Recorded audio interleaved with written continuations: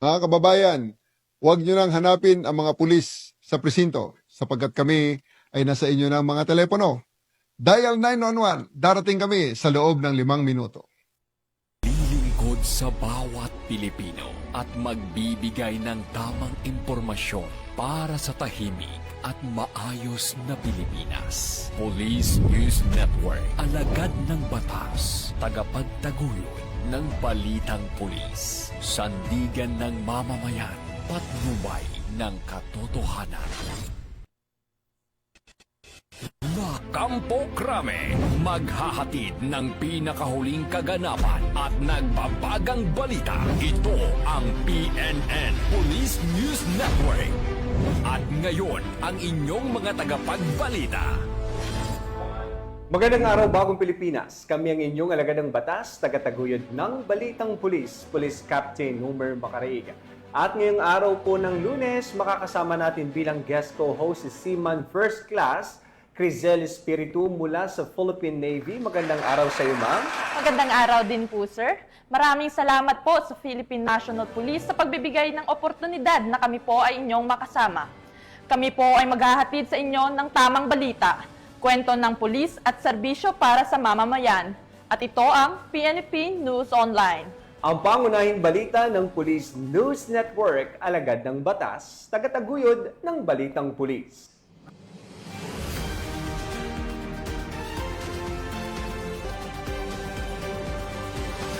Ito ang mga balitang dapat niyong abangan.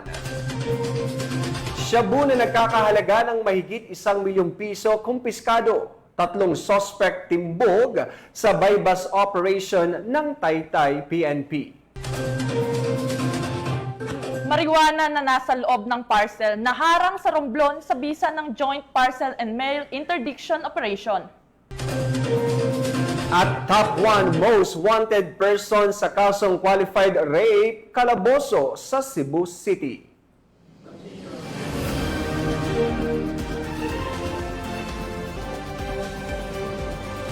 Narito ang mga balitang hatid ng ating PNN correspondents mula sa iba't ibang panig ng bansa.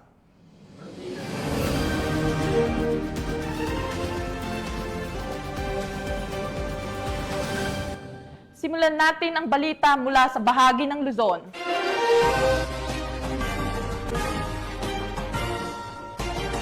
Walang lusot sa mga otoridad ang isang parsel na may lamang umanong marijuana matapos itong maharang sa isinagawang Joint Parcel and Mail Interdiction Operation sa Romblon. Dahil sa mabilis na aksyon ng mga law enforcement units, agad na naaresto ang suspect na responsable sa pagpapadala ng nasabing parcel. Narito ang report mula kay Patrolwoman Christine Lorenzo. Arestado ang isang itinuturing na high-value target sa isinagawang matagumpay na Joint Mail and Parcel Interdiction Operation ng mga otoridad noong 5 ng Hulyo taong kasalukuyan. Pinangunahan ang operasyon ng Philippine Drug Enforcement Agency Mimaropa, Romblon Provincial Office, katuwang ang Romblon Municipal Police Station, Philippine Coast Guard at Romblon Police Drug Enforcement Unit. Bandang alas 10 ng umaga na aresto isang 47 anyos na lalaki at residente ng Barangay Poblacion 3, Romblon, Romblon. Ang pag-aresto isinagawa sa Barangay Poblacion 1 sa naturang lugar. Nasamsam mula sa suspect ang humigit kumulang 40 grams ng pinatuyong dahon na hinihinalang ilegal na droga na tinatayang may halagang 12,000 pesos. Inihahanda na ang pagsasampa sa kasong paglabag sa Section 11, Article 2 ng Republic Act 9165 o Comprehensive Dangerous Drugs Act of 2002 laban sa suspect. Ang pagkakaaresto sa suspect ay patunay lamang na ang mga otoridad ay walang humpay sa pagtupad sa kanilang tungkuling gawing ligtas at maayos ang bagong Pilipinas. Mula dito sa Calapan City, Oriental Mindoro, ako ang inyong PNN correspondent, Patrolwoman Christine Lorenzo, alagad ng batas, tagataguyod ng Balitang Pulis. Maraming salamat, Patrolwoman Lorenzo. Hindi na nakalayo pa ang dalawang hinihinalang magnanakaw matapos silang agad na maaresto ng Pasay City PNP habang ang ninakaw na cellphone ay mabilis na naibalik sa may-ari. Salamat sa mabilis na pagresponde ng mga tauhan sa ilalim ng direktiba ni Chief PNP, Police General Nicolas Torre III na 5-minute response time policy. Patrolwoman Ivy Corporal sa report. Mabilis na naaresto ng mga partiba ng Pasay City Police Station ang dalawang sospek kabilang ang isang minor de edad na sangkot sa pagnanakaw ng cellphone sa barangay 184 Andrew Avenue sa Pasay City. Kinilala ang mga naarestong sospek na sina alias Pangit, 25 anyos, isang e-bike driver at miyembro ng Sputnik Gang at isang 16 anyos na lalaking estudyante na kapwa residente ng Ilang-Ilang Street, Barangay 184 Marikaban ng nasabing lungsod. Sa mabilis na aksyon ng pulisya, agad namang nabawi sa mga sospek ang isang Samsung Galaxy A15 5G na pag-aari ng biktima. Ito na po, maraming salamat sa pamumuno sa Station 7 Marikaban ni Lieutenant Tayabas at sa kanyang mga police officer staff na pagka-recover ng aking cellphone po at saka pagkahuli ng dalawang na nagnakaw ng cellphone po. Maraming salamat at big salute sa PNP. Dinala naman ang mga sospek sa Substation 7 para sa dokumentasyon at inquest proceeding sa Office of the City Prosecutors ng Pasay City. Samantala, ang minor de edad ay tinuturing na child in conflict with the law ay mananatili sa kustodiya ng Pasay Youth Center alinsunod sa batas para sa proteksyon ng kabataan. Mula dito sa Metro Manila, ako po ang inyong PNN correspondent, Patrolwoman Ivy Corporal, alagad ng batas, tagataguyod ng balitang pulis. Maraming salamat, Patrolwoman Corporal.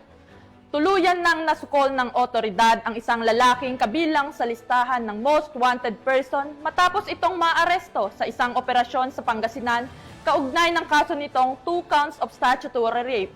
Yan ang tinutukan ni Patrolman Dennis Carinal. Estado ng mga tauhan ng Police Intelligence Unit Pangasinan PPO ang isang top 6 provincial most wanted person sa Barangay Minian West, Santa Barbara, Pangasinan, kasama ang Santa Barbara MPS, RIU-1 at RID-1, habang nakilalang akusado sa pangalang alias Johnny, 22 years old, residente ng Barangay Minian West, Santa Barbara, Pangasinan. Dakong alas 12:30 ng tanghali ng maristo ang sabing akusado sa bisa ng warrant of arrest na nilagdan Honorable Sara Sanchez Fernandez, Presiding Judge Family Court, 1st Judicial Region Branch 15, Dagupan City, Pangasinan, sa kasong 2 counts of statutory rape at sexual abuse na walang rekomendadong piyansa. Ang tagumpay ng operasyon ay patunay ng matibay na ugnayan sa pagitan ng mamamayan ng pambansang pulisya sa isang mahalagang hakbang upang higit pang mapalakas ang kampanya laban sa kriminalidad tungo sa isang mapayapa, ligtas at maunlad na bagong Pilipinas. Mula dito sa PKG Ilocos Region, ako po ang inyong Police News Network Correspondent, Patrolman Dennis Carinal, alagad ng batas, tagataguyod ng balitang pulis. Maraming salamat, Patrolman Carinal. Isang tagumpay sa laban kontra iligal na droga ang naitala sa Nueva Ecija matapos na madakip ng pulisya ang dalawang high-value individual at nakumpiska mula sa kanila ang tinatayang 600,000 pesos na halaga ng hinihinalang shabu mula sa ikinasang bypass operation. Magbabalita dyan si Patrolwoman Gilly Peña. Tinatayang malaking halaga ng ilegal na droga ang nakumpiska ng Nueva Ecija PNP na kung saan arestado ang dalawang high-value individuals matapos ang sinagawang bypass operation sa Barangay Kapitan Pepe, Cabanatuan City, Nueva Ecija. Kinilala ni Police Colonel Heril L. Bruno, Provincial Director ng Nueva Ecija Police Provincial Office, ang mga naarestong suspect na sina alias Edo, 42 taong gulang, isang construction worker, at alias Jojo, 43 taong gulang, isang magsasaka, kapwa residente ng Santa Rosa, Nueva Ecija. Ayon sa ulat, ang operasyon ay sinagawa ng mga tauhan ng Cabanatuan City Police Station. Nahuli sa akto ang isa sa mga suspect matapos nitong bentahan ng isang piraso ng heat-sealed plastic sachet na naglalaman ng hinihinalang shabu ang isang pusher buyer ng pulisya kapalit ang 1,000 peso na mark money. Sa isinagawang protective search, na-recover mula sa mga suspect ang bypass money, isang knot-tied transparent plastic bag, 5 maliit na heat-sealed sachets at karagdagang isang medium-sized sachet ng hinihinalang shabu at isang brown checkered na pouch. Umabot sa kabuang timbang na 100.5 grams ang nakumpiskang shabu na may tinatayang halaga na 683,400 pesos batay sa standard na presyo ng droga. Dinala sa Cabanatuan City Police Station ang mga naarestong suspect at ang mga nakuhang ebidensya para sa tamang dokumentasyon at pagsasampa ng kaukulang kaso. Maaharap sila sa kasong paglabag sa Section 5 at 11 ng RA 9165 o ang Comprehensive Dangerous Drugs Act of 2002. Patuloy ang Nueva Ecija PNP sa pagpapalakas ng kanilang kampanya laban sa ilegal na droga upang tiyakin ang kaligtasan at seguridad ng mga mamamayan sa kanilang nasasakupan. Mula dito sa Police Regional Office 3, ako ang inyong PNN Correspondent, Patrolwoman Jilly Advincula Peña, alagad ng batas, tagataguyod ng Balitang Pulis. Maraming salamat, Patrolwoman Peña. Nahulog na rin sa kamay ng batas ang dalawang itinuturing na high-value drug offenders matapos silang maaresto ng Muntinlupa City PNP sa bisa ng warrant of arrest na isinilbi ng pulisya laban sa kanila. Nakatutok diyan si Patrolwoman Reyna Joyce Dalire. Bilang bahagi ng tuloy-tuloy na kampanya laban sa kriminalidad, matagumpay na nahuli ng Muntinlupa Police ang dalawang wanted na sangkot sa illegal na droga. Isa ito sa mga tagumpay ng pulisya ng Warrant and Subpoena Section sa pamumuno ni Chief of Police, Police Colonel Robert Domingo. Unang naaresto noong July 3, 2025 bandang alas 5 ng hapon si alias Daryl na nasa rank 9 ng listahan ng most wanted persons ng lungsod. Inaresto ito sa bisa ng warrant of arrest na inilabas ni Honorable Myra Bayot Kiambao, presiding judge ng RTC Branch 203 Muntinlupa City, para sa paglabag sa Sections 13 at 14 ng Article 2 ng RA 9165. Kinabukasan naman ng July 4, pasado alas 7:30 ng umaga, nasa kote rin si alias Eni, 49 years old, sa bahagi ng Sukat Interchange, Barangay Sukat. Siya naman ay rank number 8 sa most wanted list ng istasyon at may kinakaharap na kaso sa ilalim ng Section 11, Article 2 ng parehong batas. Sa kasalukuyan, parehong nasa kustudiya ng Muntinlupa Police Station ang dalawang suspect habang hinihintay ang commitment orders nila mula sa korte. Patuloy ang Muntinlupa Police sa kanilang walang humpay na operasyon laban sa mga taong may pananagutan sa batas. Katuwang ang buong Southern Police District sa pagsigurong ligtas ang komunidad mula sa krimen. Mula dito sa Muntinlupa City Police Station, ako ang inyong PNN Correspondent, Patrolwoman Reyna Joyce M. Dalire, alagad ng batas, tagataguyod ng Balitang Pulis. Maraming salamat, Patrolwoman Dalire. Balita naman mula sa Region 4A. Hindi na nakapalagpa ang tatlong individual matapos silang madakip sa isang bypass operation na ikinasa ng Taytay Rizal PNP, kung saan nasabat ang mahigit 1 milyong pisong halaga ng hinihinalang shabu. Nakibalita dyan si Patrolwoman Mary May Sarturio. Arestado ang isang high-value individual at dalawang street-level individuals sa ikinisang buy-bust operation ng Taytay Municipal Police Station katuwang ang Philippine Drug Enforcement Agency sa Block 31, San Lorenzo Ruiz, Phase 1, Barangay San Juan, Taytay Rizal. Nito lamang ika-6 ng Hulyo taong kasalukuyan. Kinilala ng mga otoridad ang mga suspect na sina alias Bibidu, 26 anyos, taxi rider, isang high-value individual, alias Balong, 30 anyos, lalamove driver, at alias Pusa, 37 anyos, tricycle driver. Nakumpiska mula sa mga suspect ang 5 sachet ng hinihinalang shabu na may tinatayang bigat na 150 gramo at nagkakahalagang 1,020,000 pesos. Isang caliber 22 revolver na may 2 bala, buy-bust money, mobile phone, small firearms at drug paraphernalias. Ang mga naarestong suspect ay kasalukuyang nasa Fishport Custodial Facility ng Taytay Municipal Police Station at nakaharap sa kasong paglabag sa Republic Act 9165 o Comprehensive Dangerous Drugs Act of 2002 at Republic Act 10591 o Comprehensive Firearms and Ammunition Regulation Act. Pinaalalahanan ni Police Brigadier General Jack L. Wonky, Regional Director ng PR4A, ang publiko na huwag matakot magsumbong at makipagtulungan sa mga otoridad para masiguro ang isang ligtas at mas maayos na pamayanan. Mula rito sa Calabarzon, ako inyong Police News Network Correspondent, Patrolwoman Mary May Sarturio, alagad ng batas, tagataguyod ng Balitang Pulis.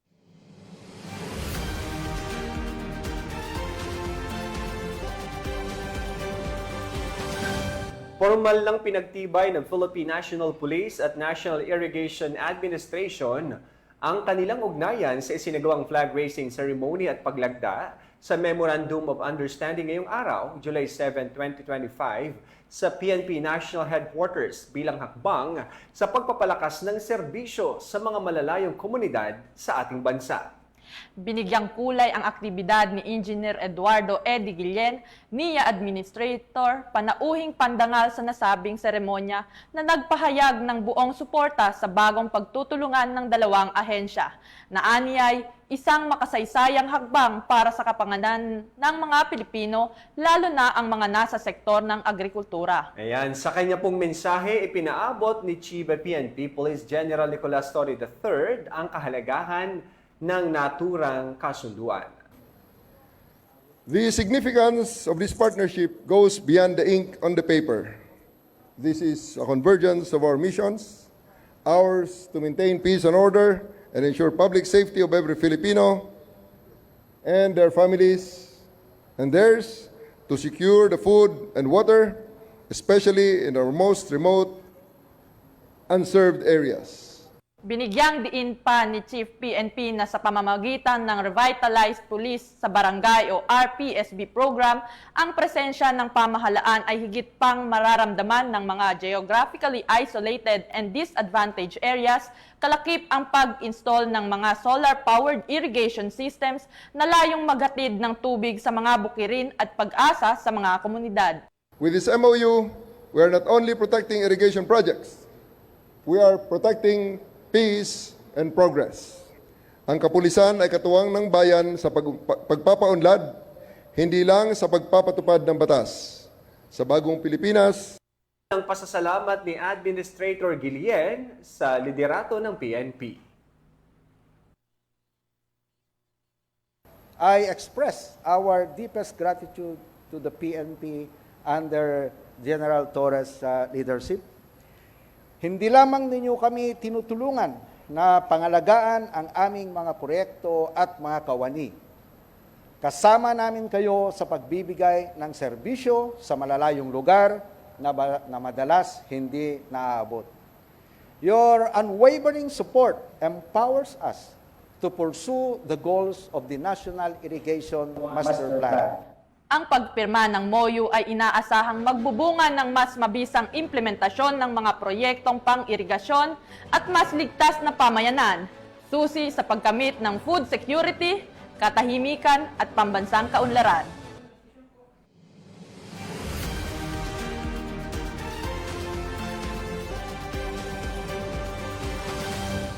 Tunghayan naman natin ang mga balita mula sa Visayas.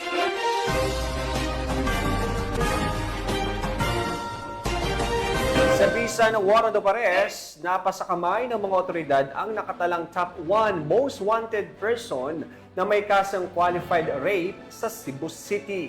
Ang kanyang pagkakadakip ay patunay ng tuloy-tuloy na paninindigan ng PNP laban sa karahasan at mensahe sa mga biktima na ang hustisya ay kanilang tiyak na makakamit. Ang report mula kay Patrolwoman Flora May Azares.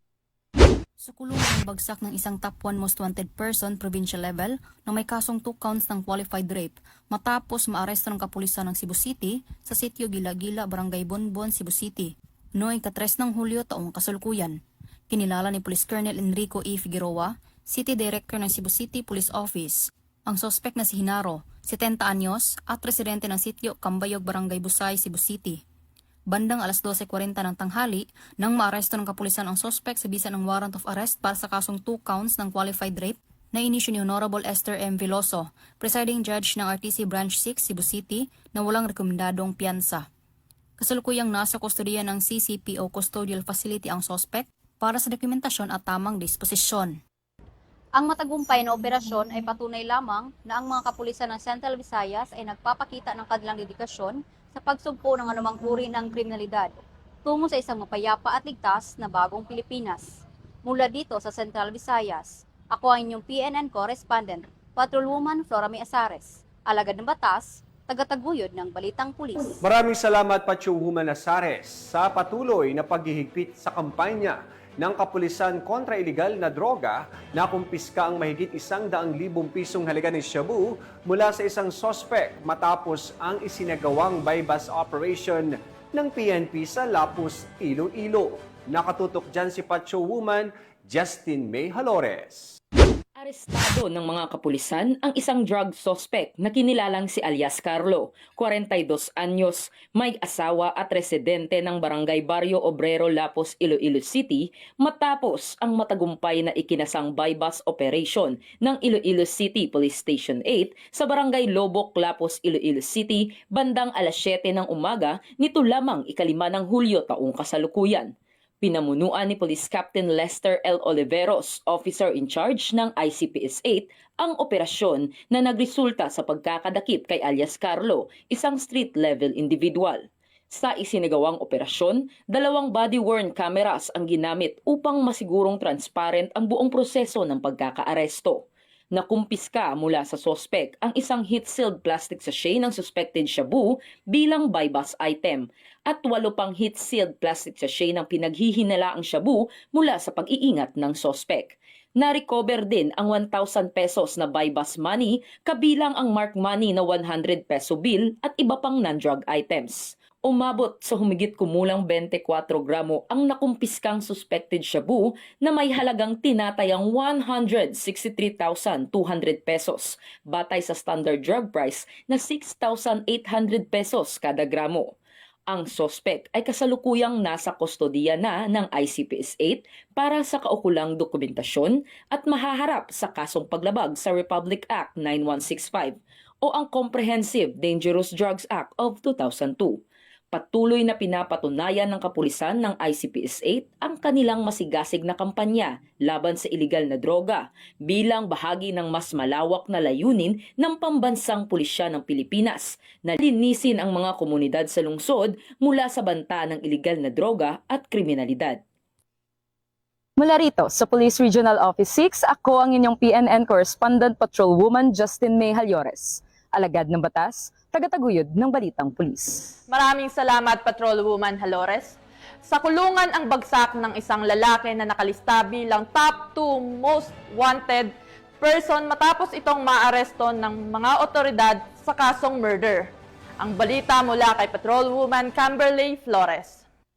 Takas sa mga autoridad ang nakatalagang top 2 regional most wanted person na may kasong murder matapos mahuli sa Barangay Balite, Villaba, Leyte. Bandang alas 12:25 ng hapon nang maaresto ang akusado ng mga tauhan ng Villaba Municipal Police Station kasama ang Leyte Provincial Intelligence Unit, Regional Mobile Force Battalion 8 Headquarters, 805th Maneuver Company Regional Mobile Force Battalion 8, Regional Intelligence Unit 8 at Provincial Intelligence Team Leyte sa bisa ng warrant of arrest para sa kasong murder na walang inirekomendang piyansa. Dinala ang akusado sa Villaba MPS para sa kaukulang dokumentasyon at tamang disposisyon. Ang matagumpay na pagkakaaresto sa akusado ay patunay lamang na epektibo ang pagpapatupad ng pambansang pulisya sa kanilang sinumpaang tungkulin na maghatid ng serbisyo publiko para sa mas payapa, ligtas at maunlad na bagong Pilipinas. Mula dito sa Eastern Visayas, ako ang inyong PNN Correspondent, Patrolwoman Flores, alagad ng batas, tagataguyod ng balitang pulis. Maraming salamat, Patrolwoman Flores. Narito naman ang mga balita mula sa bahagi ng Mindanao.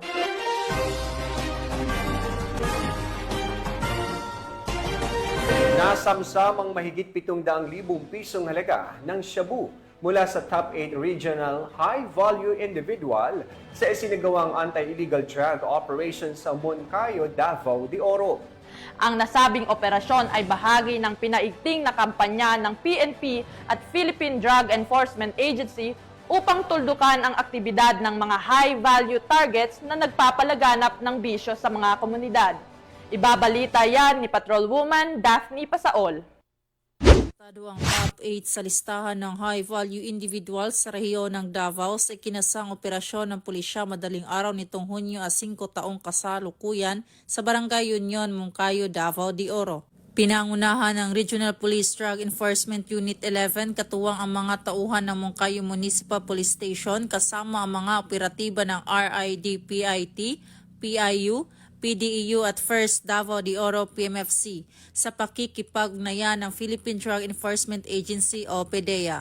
Ayon kay Police Major Maynard D. Pascual, hepe ng Regional Police Drug Enforcement Unit 11, kinilala ang suspect na si alias Bobong, 46 anyos at residente ng Purok Doranta, Barangay Union, Moncayo. Na-recover mula sa suspect ang tinatayang 105 grams ng shabu na may standard drug price na humigit kumulang 714,000 pesos. Ang pagkakakumpiska ng mahigit 700,000 pesos halaga ng ilegal na droga ay isang malaking tagumpay laban sa patuloy na kampanya ng pamahalaan kontra ilegal na droga at patunay ng mahigpit na pagpapatupad ng batas sa rehiyon. Patuloy ang investigasyon ng mga otoridad upang matukoy kung may iba pang sangkot sa ilegal na aktibidad ng naarestong suspect. Mula dito sa Davao Oriental Police Provincial Office, ako ang inyong PNN Correspondent, Patrolwoman Daphne Pasaol. Alagad ng batas, tagataguyod ng balitang pulis. Maraming salamat, Patrolwoman Pasaol, bilang bahagi ng patuloy na pagtutok ng pambansang pulisya sa kalakaran ng ilegal na droga sa bansa. 3 street-level drug personalities ang naaresto sa ikinasang bypass operation sa Maguindanao del Norte. Ang balita mula kay Patrolwoman Maricris Algabre. Tagumpay ang sinagawa ng mga operatibang isang anti-illegal drug buy-bust operation sa Zone 4 Barangay Tamuntaka, Dato din Sinsuat, Maguindanao del Norte nito lamang ika-4 ng Hulyo taong kasalukuyan. Kinilala ni Police Major Pasigan A. Abbas, Acting Chief of Police ng Dato din Sinsuat Municipal Police Station, ang mga naarestong suspect na pare-parehong nasa listahan ng street-level individual na sina alias Soy, 18 anyos, alias Jeffrey, 24 anyos, alias Dos, 28 anyos, at alias Pugi na kasalukuyang pinaghahanap ng mga autoridad. Naging matagumpay ang ikinasang operasyon ng mga operatiba ng 2 MPS katuwang ang Marines 1st Provincial Mobile Force Company 2nd Maneuver Platoon at nakumpiska ang 11 hit-cell plastic sachet na hinihinalang shabu at tinatayang nagkakahalagang 20,400 pesos, 2 improvised glass tooters, non-drug evidences at buy-bust money na ginamit sa illegal na aktibidad. Ang mga naarestong suspect at nakumpiskang ebidensya ay kasalukuyang nasa kustudiya ng 2 MPS para sa kaukulang dokumentasyon at tamang disposisyon bago i-turn over sa Regional Forensic Unit para sa laboratory examination at mahaharap sa kasong paglabag sa Republic Act 9165 o Comprehensive Dangerous Drugs Act of 2002. Ang tagumpay ng operasyong ito ay patunay ng patuloy na kampanya ng kapulisan at iba pang law enforcement agencies laban sa illegal na droga katuwang ang mamamayan sa pagsusulong ng mapayapa at ligtas na Bangsamoro Region. Mula rito sa rehiyon ng Bangsamoro, ako ang inyong PNN Correspondent, Patrolwoman Maricris Algabre, alagad ng batas, tagataguyod ng balitang pulis. Maraming salamat, Patrolwoman Algabre. At para sa huling balita, hindi na nakaporma pa ang isang drug suspect matapos itong madakip ng mga operatiba sa ikinasang buy-bust operation sa Valencia City, Bukidnon. Alamin ang detalye ng report mula kay Patrolwoman Danessa Berdos.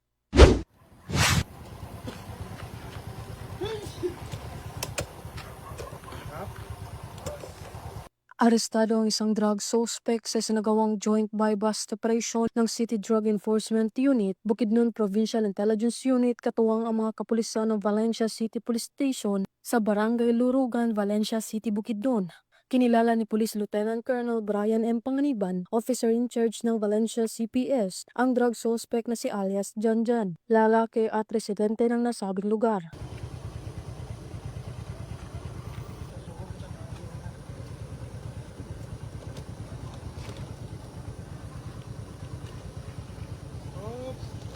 Sa kinasang joint buy-bust operation ng mga operatiba ay nagresulta sa pagkakakumpiska ng mga pakete ng hinihinalang shabu at isang 500 peso bill na ginamit bilang buy-bust money. Ang suspect ay nahaharap sa kasong paglabag sa RA 9165 o Comprehensive Dangerous Drugs Act of 2002.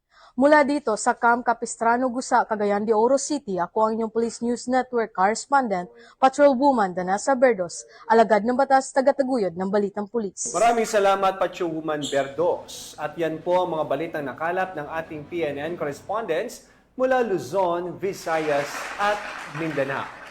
At bago po tayo magtapos, nais po muna nating magpasalamat sa ating guest co-host ngayong araw na to, kay Seaman First Class Crizel Espiritu mula po sa Philippine Navy. Maraming salamat sa iyo, ma'am. Maraming salamat din, sir, sa pag-imbita sa programang ito. At nais ko din pong pasalamatan at batiin ang aming Flag Officer in Command, Vice Admiral Jose Ma Ambrosio Espeleta, Philippine Navy, ang Simog PN Commander Captain Gregory Gerald V. Fabic, Philippine Navy General Staff Corps, ang aming Deputy Commander Colonel Nilo Japson, Philippine Navy Marines General Staff Corps, at ang aming Commandant ng CMO School, Commander Lady Chatterley Alvaro Sumbeling, Philippine Navy, at sa lahat po ng estudyante ng Journalist Advanced Specialization Course Class 03-25. Ayan, good afternoon po o good morning pa sa inyong lahat at sa lahat po ng mga nakaantabay at nanunood sa ating FB Live sa PNP, Philippine National Police, saka sa PNN o Police News Network. Magandang araw po sa inyong lahat. At sa ngalan po ng pamunuan ng Philippine National Police sa pangunguna ni PNP Chief Police General Nicolas Torre III at sa pamumuno ni President Ferdinand Bongbong Marcos Jr., kami po'y maglilingkod sa bawat Pilipino at magbibigay ng tama at balanseng balita. Huwag niyo pong hanapin ang mga pulis sa mga presinto sapagkat kami po'y nasa inyo ng mga telepono. Dial 911. Darating kami sa loob ng 5 minuto. Dahil dito sa Bagong Pilipinas, ang gusto ng pulis, ligtas ka! Mula dito sa tanggapan ng tagapag-ugnay ng Pambansang Pulisya at sa pangalan po ng aming Direktor, Police Brigadier General Marvin Joe Saro, kami ang inyong alagad ng batas. Tagataguyod ng Balitang Pulis. Ako po si Police Captain Nomer Macaraig. At Seaman First Class Crizel Espiritu mula sa Philippine Navy, maghahatid ng tamang balita, kwento ng pulis at serbisyo para sa mamamayan. At ito ang PNP News Online. Ang pangunahing balita ng Police News Network.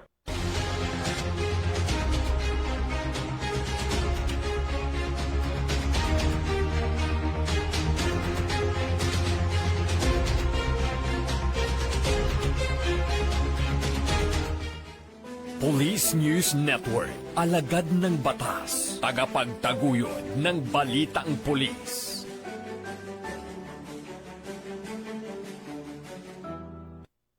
Mga kababayan, huwag nyo nang hanapin ang mga pulis sa presinto sapagkat kami ay nasa inyo ng mga telepono. Dial 911, darating kami sa loob ng 5 minuto.